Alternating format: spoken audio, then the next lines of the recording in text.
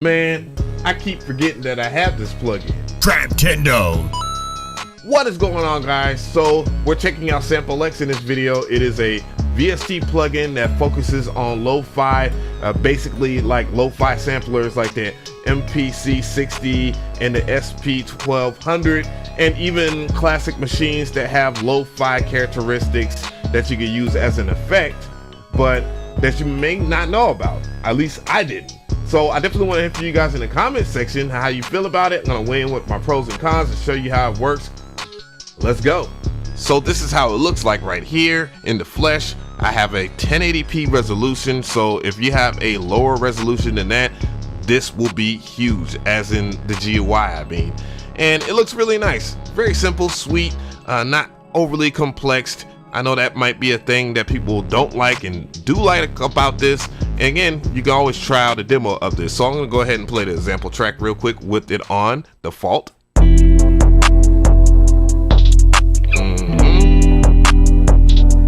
me bypass.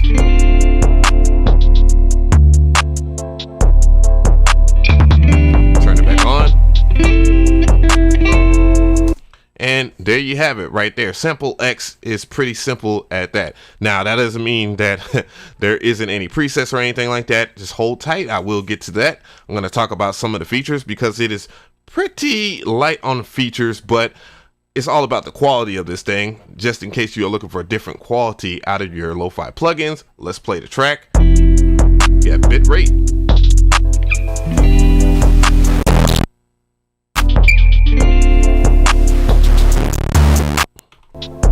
And yes, you can double tap or double left click and reset the parameters. I don't know why all plugins don't do that, but I really like it when a plugin can do that.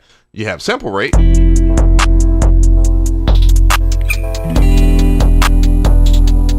And it can be offset with shift.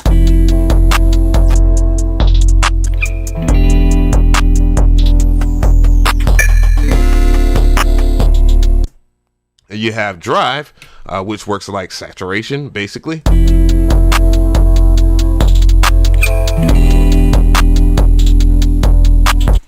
You also have a filter.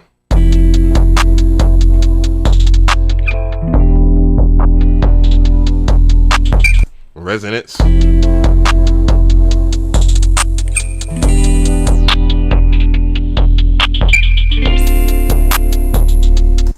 And a little weird thing over here, like a floppy disk drive.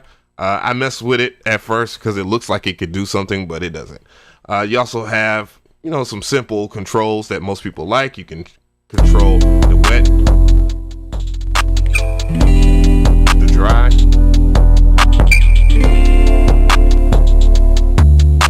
and you also can control the in and out. Of course, that would have the signal going in. You can control that.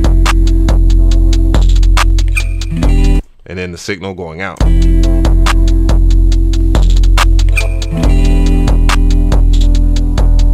So you get pretty good control over what you're trying to do with this plugin. Now, what everybody wants to hear, the presets. So with that being said, let's go ahead and travel into those presets. And that's where things get really cool.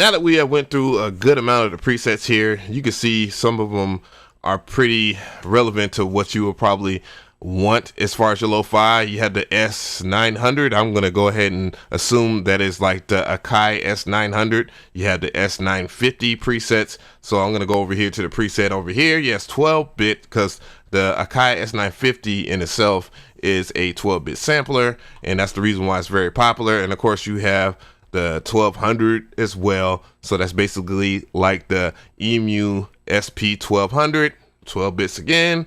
And you have different settings for that too as well. So it comes with a whole bunch of presets if you are really into that. And then they also have like the chiptune ones too as well that you can check out too. And yeah, you could do that.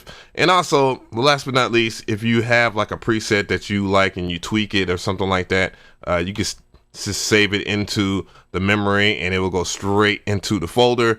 Some plugins do have one of those things. The issue that I've seen with a lot of the newer plugins is that the folder just goes anywhere. It just goes anywhere it wants to go.